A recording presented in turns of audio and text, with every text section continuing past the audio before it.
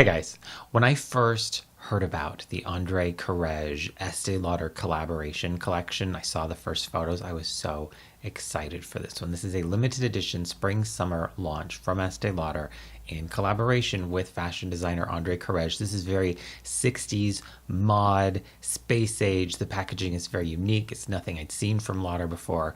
I was really excited about this launch. So of course, I bought it all. Since this collection does have a fair amount of pieces in it, let's just get started right away with the Courrèges Illuminations face powder. So you have this domed powder. It does have the Courrèges logo embossed in it. All of the powder products do. This is a very, very soft, sort of peachy, but not overly warm kind of icy highlighter. It's very pretty. It doesn't have a lot of color. It just has shine. So I could see this working on multiple skin tones, undertones, light to dark, and look quite nice. So this was a hit. This is not the Pure Color Gelée formula, just so you know. Right, next, let's talk about the eyeshadows that are coming out with this collection. There are two of them. They are Black Silver and Aqua Silver. They come in the same compact. These are called eye amplifiers, by the way. Little screw top compact, same logo embossed on the dome shaped shadow. And just so you know, these aren't the Gelée formula, just like the face powder. These are wet dry products, so you can use them wet if you'd like them to be more intense. I think, in my opinion, Aqua Silver is more interesting than Black Silver. You can't see it very well in photos, and certainly not on camera as I'm showing you here. This is the Aqua Silver swatch. This just looks like shine on camera from what I can see. But it does have sort of a flash of silvery sort of aquaness to it. It's very, very pretty though, and I have really been liking using it as a sort of illuminator. You just press it into the top of the lid.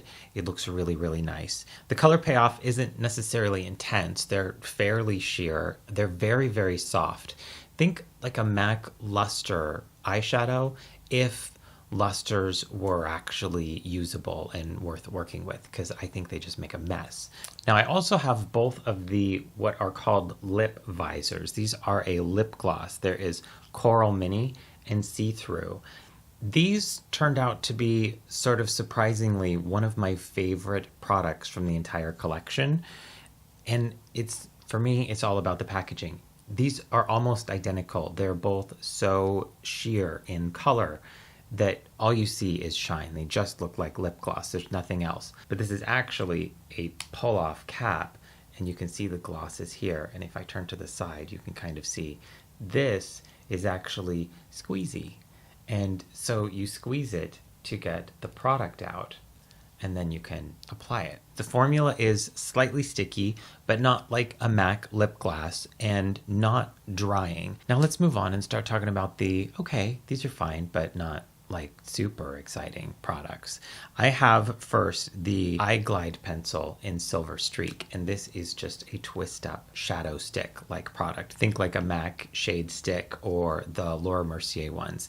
It's a very pretty color. It's a nice silver with a little bit of a purpliness to it. So it's not just a straight plain basic silver. It's got a little bit of interest in it. So it's a very, very pretty color. I like the product.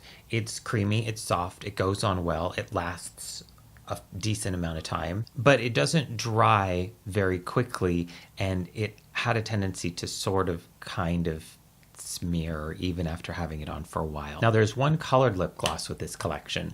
It is called Super Gloss, and the color is Rosy Future. The applicator is fairly interesting. This might be familiar. It has that sort of hourglassy lip oil kind of look about it.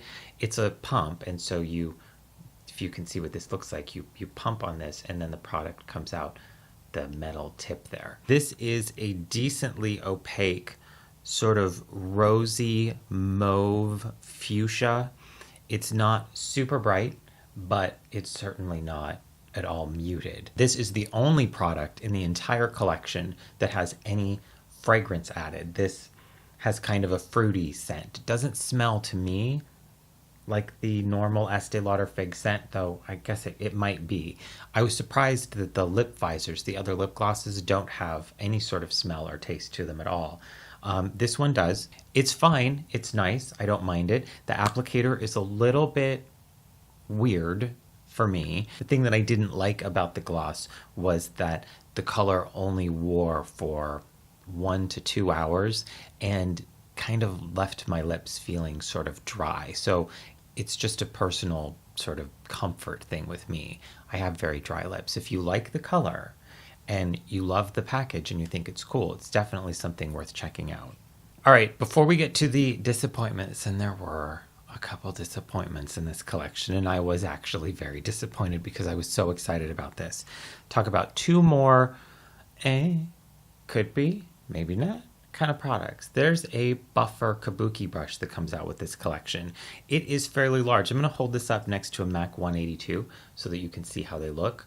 This is a little fluffier, floppier, I guess you might say. It's not as dense, and because the bristles are longer, it's just going to have a little bit more give when you use it. It's very comfortable. It's very, very large, as you can see, because I think of this as a fairly big brush. This one is very, very big. I would use this, honestly, for body work. If you're using like a highlighter for the body, this would work good. If you wanted to use this summer to give your shoulders or your arms a little bit of shimmer when you're bronzing. It's one of my favorite things to do. It's a very nice brush for that. The bristles feel synthetic to me. I would be very, very surprised if they were not. I have had no problems with this shedding or doing any sort of weird kind of behavior. So it's a fine brush. It's just a little large. So it might not be for everyone. I don't know if that's reason enough to land it in the mediocre pile. I guess I just don't know if I'm going to use this that much. But I love a brush. And it's very soft. There are also a set of lashes that come with this collection. This one's going to irritate some people. Oh no! And some people are going to be irritated at me when I say what I'm going to say about this. I love that they came out with lashes. I haven't seen Lauder do lashes before, so I thought that that was really, really cool. The packaging, if you're familiar with MAC products, should look very similar because this is what MAC packs their eyelashes in. It just has the Courrèges logo, or name, I should say, printed on the front with Estée's underneath.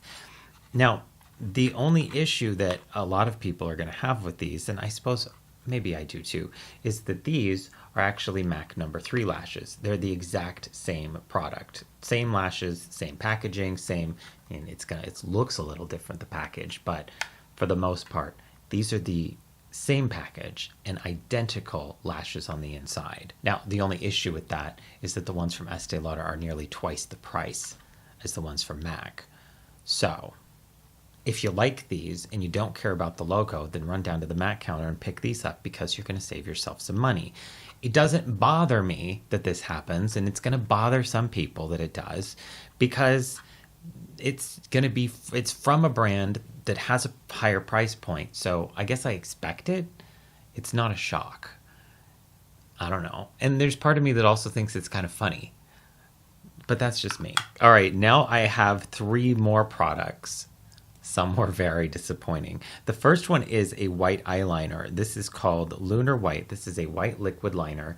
They, for some reason, decided not to use the same sort of silicone-y little felt tip that they have used for their liquid liners for the last, I think, 2 years. It's the same tip that you see in the Makeup Forever ones. MAC had some that were like that. It's a very, very nice applicator. And instead they went with sort of an old-fashioned brush, which is fine, I suppose, but I thought it was a little strange. I don't think that you have as much control with this as you do with the other tip that they could have used. The product is a plain flat white. There's no shimmer, there's no sparkle. I actually really like that. It's just a nice basic white. I think that's cool. But it's not really opaque in one pass. You have to keep going over to get a nice full coverage. There are other products that will give you that without having to go back and forth over it. The MAC Chroma line is the first thing that comes to mind. It's a nice sort of creamy gel eyeliner. It's very opaque white. The other problem that I had with this is after wearing it for several hours and it started to kind of break down, if it was humid or sweaty or whatever, I got in the shower just to test and see how it was in the steam, it got really sticky and gummy and started to stick and pull, and it was uncomfortable and felt sort of gross. So this was a big pass for me. Didn't like it. Wouldn't want to buy it again. And I wouldn't recommend it when there's other alternatives for a white liner if you want to do something that's sort of winged and you don't want to work with a pencil. All right, next I'm going to refrain from saying I have two balls here, but there is a lip and cheek ball in ultra pink and then an iridescent ball highlighter. I love the packaging. I thought it was so cool. I love the little balls, and since they're heavy on one end, if you like roll them around, they sort of do this, which is kind of fascinating to watch. I don't know. I play with my makeup. The products are a big miss for me. The lip and cheek cream is very, very, very sheer, a little waxy. It goes on kind of, I'm going to say sort of streaky. It just doesn't really look good. It's got a greasiness to it that makes you not want to use it on your cheeks. And on the lips, the color is so sheer that it just sort of comes off patchy and it's uncomfortable and it's drying.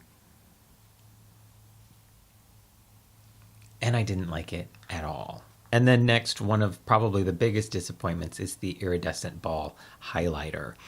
This is so strange.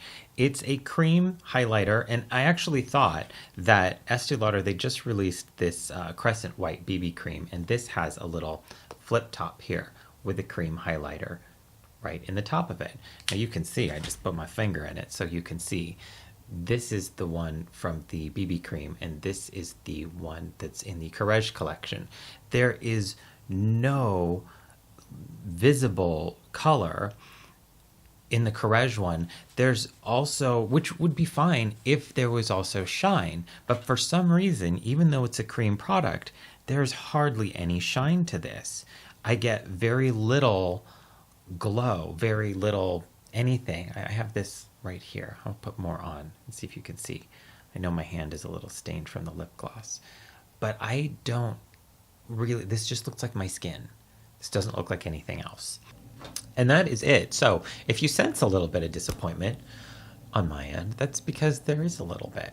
I just had really high hopes for this collection. I think the formulas are okay, but there's nothing stand out at all in any of the formulations. Do you love the packaging enough to want to pick up one or two of these pieces just to have them because they are kind of cool? Otherwise, all right, guys, thanks so much for watching. I really appreciate it. Did you pick anything up from this collection? I would be curious to know. And if you have any questions, feel free to leave them in the comment section. As I have said before, if you know the answer to someone's question, please leave it and look at the comment section. For Pete's sake, that's what it's there for. All right, thanks so much for watching. I really do appreciate it. And until I see you next time, which will be soon, please remember, take care and drive safe. Where am I? Oh, the camera's here. Turn it off.